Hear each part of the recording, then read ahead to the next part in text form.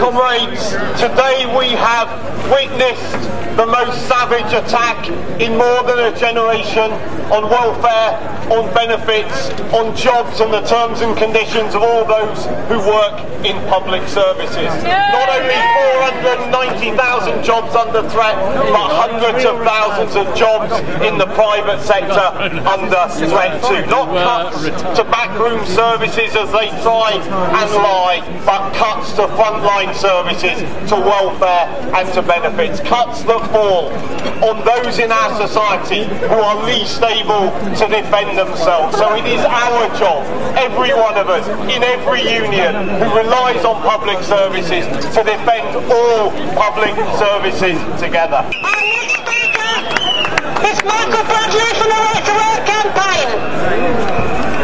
If people turned on their television sets today, they saw the Tories declare war on working class people in Britain. But there's one answer to what they do, and just look at what is going on in France. That country is aflame. There are demonstrations in every street, in every city. There are strikes by groups of workers across the country. The Tories are not playing games.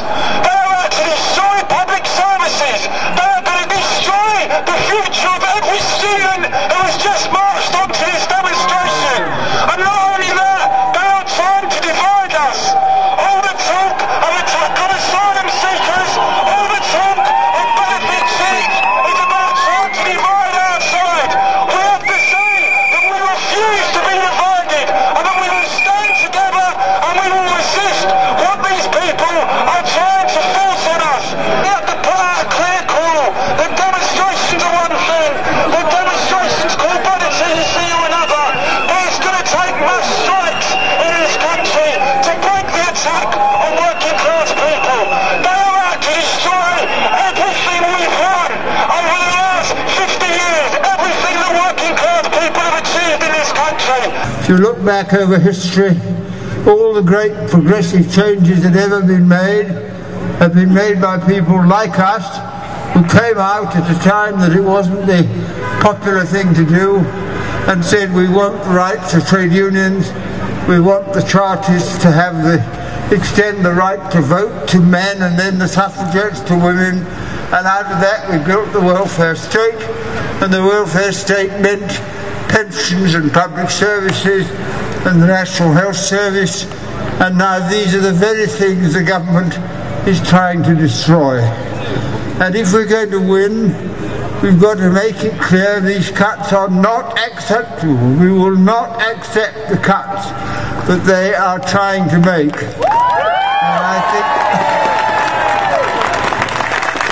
And I think that history shows us that when people are determined in taking a stand, they do influence government opinion, because they influence public opinion. And our job is to carry our message out to a wider audience, so that whenever the cuts are discussed in pubs or clubs or anywhere else, people know what we are saying and come to share our view. I'm fed up with the back teeth of people saying to me strangers are the only people that sit on housing estates. I'll tell you a better way to sit over housing estates with a pair of binoculars to see if someone's got a living lover is to get out to the Cayman Islands and get out to the Isle of Man and shut those bank accounts for the rich that put us into this position. And therefore, brothers and sisters, I'll wind up by saying this. It's no good the TUC and other trade unions saying it's a tough old life. Of course it's a tough old life. But if you're a well-heeled General Secretary, now's the test of your mettle. You've got to get out there and ask your members to fight, and not just fight, to be part of it, and be leaders of trade unions, and take what deserves, and to stop the massive attacks that are going to take place from. Give it up for the Reverend Jesse Jackson. Say, save the workers. Save the workers. Save the families. Save the workers. Save the families. Save the workers. Save the families. Forward ever. Backwards never. Forward ever. Backwards never. Save the workers. Save the families. Keep hope alive. Keep hope alive. Keep hope alive. scream. I'm delighted to be back with you again today in this struggle for social justice here and around the world. We've been together on many occasions, walking down the same street with Archbishop Huddleston and Oliver Tambo and Bishop Tutu saying, "Free South Africa," and we were right. We marched here February 15, 2003, saying the Iraq War was a war of choice and unnecessary. We were right. In that war, we've lost lives and money and honor. Those who protested the war are now being asked to pay for the war. This is a day of reckoning. You combine paying for weapons that have no use in today's world. You combine fighting a war that's unnecessary, the rich going offshore and not paying taxes, and the banker exploitation and unfair trade policies. It equals an economic crisis. This is a time to invest our way out and not to cut our way out. If you're in a hole, you need a rope and not a shovel. It's time for people around the world to fight back. As we had a national day of protest to stop the war, there must be a national, international day of protest for jobs and justice around the world. When we march, we win. This is the time to invest in building affordable housing, save our houses, a time to invest in education, a time to invest in infrastructure and roads and bridges and sewers. Put the UK back to work. 500,000 jobs lost.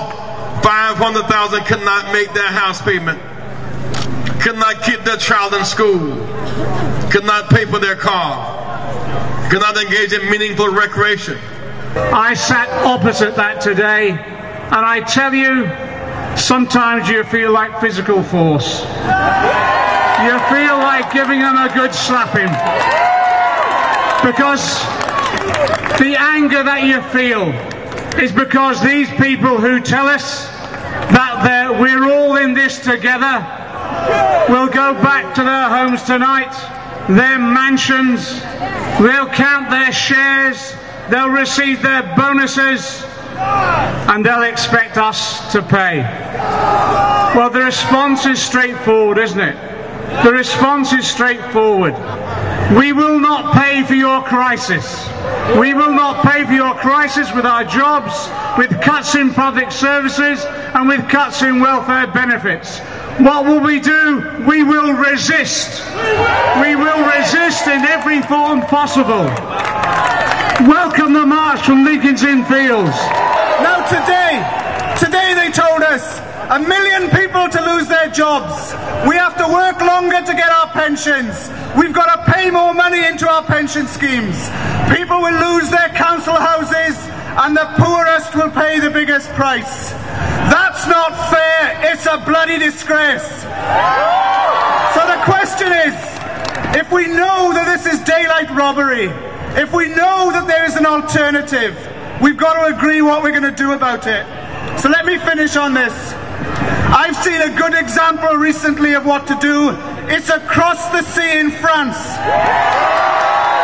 Now I'll tell you what, if they can march in France, if students and workers can come together in France, we can do it in this country as well.